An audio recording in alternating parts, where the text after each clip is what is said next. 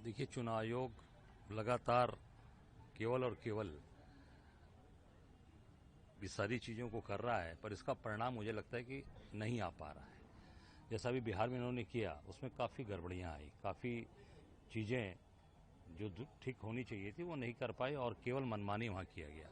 अभी एक अमित शाह जी का एक वक्तव्य वायरल हो रहा है। उन्होंने कहा है कि पहले चुनाव कई चरणों में होते थे, अब 2 चरणों में हो रहे हैं। कल हमारी सरकार अब फिर से बिहार में बनवा दीजिए, हम 1 चरण में करा देंगे।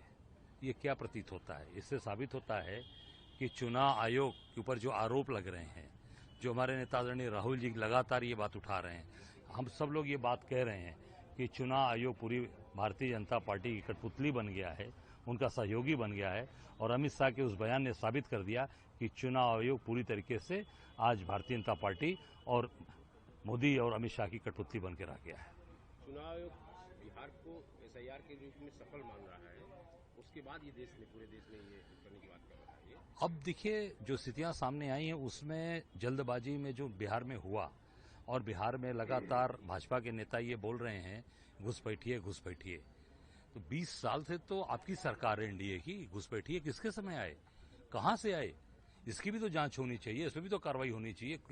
कौन से जिले में आए, किस अधिकारी, कौन डीएम था वहां का, कौन पुलिस का अधिकारी था, उसके खिलाफ कार्रवाई होनी चाहिए कि उनके समय कैसे घुसपैठिए घुस आ गए अंदर। कार्रवाई होनी चाहिए। ये केवल और केवल भारतीय जनता पार्टी को फायदा पहुंचाने के लिए सारी चीजें की जा रही है। और अमित शाह के बयान ने ये साबित कर दिया कि चुनाव आयोग उनकी कठपुतली है, उनके साथ मिलकर काम कर रहा है। जब से भाजपा आई है तब से एक साथ हो गए हैं।